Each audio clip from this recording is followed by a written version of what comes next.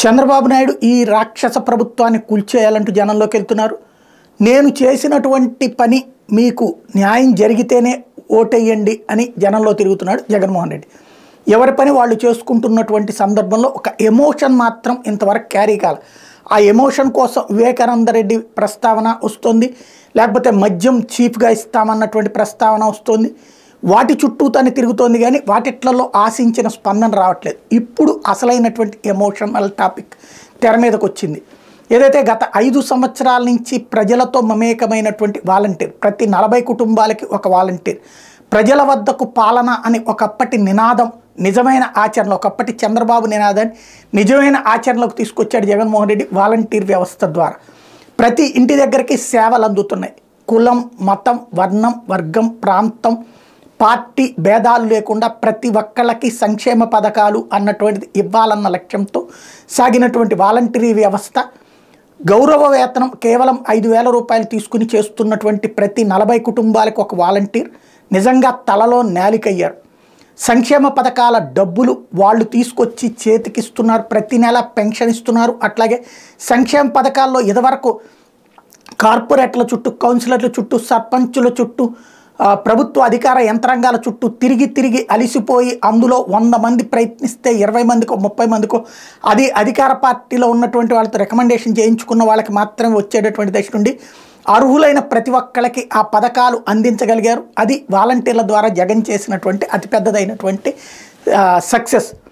అలాగే సర్టిఫికెట్లు ఎంఆర్ఓ కార్యాలయాలు, మున్సిపల్ కార్యాలయాల చుట్టూ తిరిగి విసిగెత్తిపోయి చివరికి బ్రోకర్లకి డబ్బులు ఇచ్చి తెప్పించుకునేటటువంటి దశ నుంచి నేరుగా సర్టిఫికెట్లు అందించడం, వాలంటీరే నేరుగా తీసుకొచ్చి సచివాలయంలో అప్లికేషన్లు పెట్టడం దగ్గర నుంచి తెచ్చి ఇచ్చేటటువంటి కార్యక్రమం చేసుకొచ్చారు వాలంటీర్లు. ఇప్పుడు ఆ వాలంటరీ వ్యవస్థని నేను చాలా రోజుల నుండి చెప్తా ఉన్నా, వాలంటరీ వ్యవస్థ మీద తెలుగుదేశం జనసేన కక్షగట్టిని, ఇది ప్రమాదకరమైనటువంటిది, రేపు ఎన్నికలప్పుడు ఆపుతారేమో అని నేను చాలాసార్లు చెప్తూ వచ్చాను. ఇప్పుడు అదే జరిగింది. కేంద్ర ఎన్నికల సంఘంకి ఇచ్చినటువంటి ఫిర్యాదుల మేరకు వాళ్ళు వాలంటరీ వ్యవస్థని ఆపేశారు. ఇందులో తిలాపాపం తలాపిడికడు అన్ని పార్టీలు కంప్లైంట్ చేసిన ఎక్సెప్ట్ వైఎస్ఆర్ కాంగ్రెస్ పార్టీ.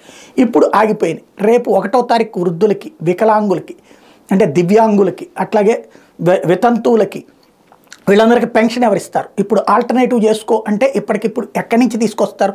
2.5 లక్షల మంది సిబ్బందిని, ప్రతి 40 మంది ఇళ్ళది ఎట్లా తెలుస్తుంది? మళ్ళీ రోడ్డెక్కి క్యూలు కట్టాలా? అంటే వాళ్ళ నోట్లో మట్టి కొట్టినట్టే కదా. అట్లాగే దాదాపుగా ఈ వైద్య శిబిరాలు పెడుతున్నారు. ఆ వైద్య శిబిరానికి సంబంధించినటువంటి మందులు ఫాలోఅప్ వీళ్ళే చేస్తున్నారు. అట్లాగే స్కూళ్ళకి వెళ్ళేటువంటి పిల్లల ఫాలోఅప్ వీళ్ళే చేస్తున్నారు. ఇప్పుడు ఆ మొత్తం కార్యకలాపాలను స్తంభింపజేయడమే కదా. దీనివల్ల ప్రజలకు మంచి జరిగిందా, చెడు జరిగిందా? ఇప్పుడు వాలంటీర్ల వ్యవస్థని ఆపడానికి జరిగినటువంటి కుట్రలకి పర్యవసానం కాదు, ఒక పీక్ స్టేజ్, అసహ్యకరమైన దశ ఇప్పుడు ఉత్తర్వులు రావడం. తద్వారా వాలంటరీ వ్యవస్థని స్తంభింపజేసింది తెలుగుదేశం జనసేన కలిసి. దీనివలన ఇప్పుడు ప్రజలకి నోటి దగ్గరకు వచ్చిన ముద్దలాగేసినటువంటి పాపం ఎవరిది? ఈ వ్యవస్థ పెట్టిన జగన్దా? ఈ వ్యవస్థ ద్వారా ఈ సదుపాయాలు జనం దగ్గరికి తీసుకెళ్ళి సర్పంచులు లేకపోతే రాజకీయ నాయకులు చుట్టూ తిరగాల్సిన అవసరం లేకుండా చేశారు కాబట్టి అదే, లేకపోతే ఆ వ్యవస్థని నిర్వీర్యం చేశారు కాబట్టి, సర్పంచులు స్థానిక సంస్థల వ్యవస్థను నిర్వీర్యం చేసి పాపం జగన్ది కాబట్టి ఇప్పుడు వాలంటీర్ వ్యవస్థ రద్దు చేయడం కరెక్టా? లేకపోతే వాలంటీర్ల వ్యవస్థ రద్దు చేయడం ద్వారా ప్రజలకి అన్యాయం జరిగిందా? ఇది రేపటి ఎన్నికల్లో ప్రధానమైనటువంటి టాపిక్ కాబోతోంది.